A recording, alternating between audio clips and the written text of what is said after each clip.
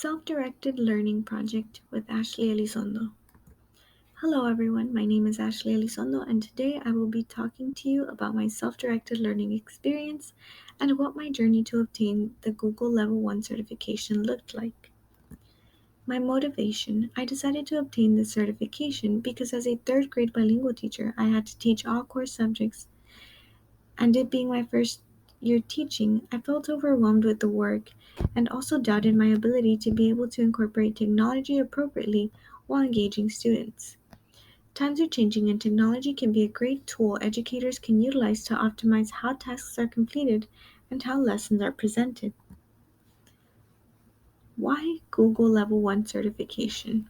The district where I was hired still incorporates Google Classroom along with different aspects of Google as a way for students to view and complete assignments and assessments. It's important to know how to properly use the technology and integrate it into lessons, which is why obtaining the Google Level 1 certification became my main goal. My beliefs: I believe educators are lifelong learners, and if obtaining this certification meant that I would be a better teacher, then why shouldn't I go for it? I am just entering the education field as an educator and not a student, so making that switch was definitely an experience, and although I do know how to use technology, it's different using it how we do daily and using it to teach. Additionally, the pandemic helped change many educators' views on technology, and it allowed many teachers to self-reflect. I wanted to make sure I stayed updated with technology.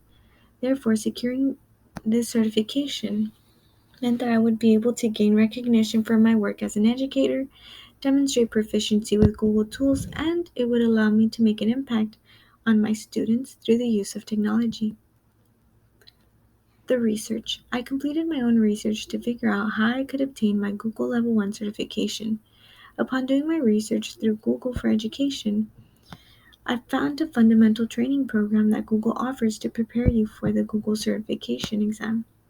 The trainings are self-paced and usually take up to about 15 hours to complete. The exam, on the other hand, is 3 hours long. The trainings are not mandatory, but are beneficial. It can be difficult to complete the 15-hour training program in just one day, so I developed a timeline that would allow me to chunk the trainings by units so that I wouldn't be overwhelmed, but still have enough time to complete all the units and take the exam. Next, I will show you how I broke down the units week by week. During week 1, I completed units 1 through 4. Unit 1 was get ready to use technology in the classroom. Unit 2 was about expanding your access to help and learning. Unit 3 was about having a paperless classroom, and Unit 4 was about saving time communicating.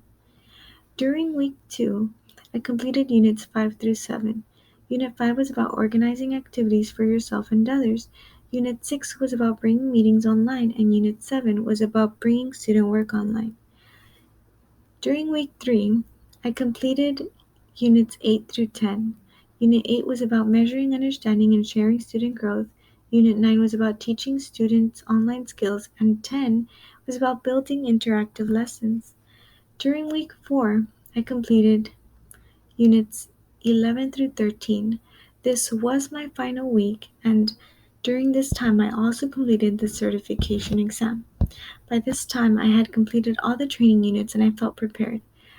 I did go back to review any units I felt I needed additional help with before taking the exam. The exam. This certification is an affordable one at just $10.66, tax included. The exam can be completed within 8 days before it expires. Some requirements for the exam are the following. You need to make sure you are updated to the latest Chrome version. You need to have a working webcam. You need to have stable internet. And you need to run a system check to ensure the testing platform works properly on your device. The exam day. On the day I took the exam, I followed all these steps and then I began the exam. The entire exam is recorded and monitored, and you are given a total of 3 hours to complete 35 questions. Once I completed the exam, I immediately got a congratulations screen explaining what would happen next. Some things to keep in mind are that the certification is not given right away.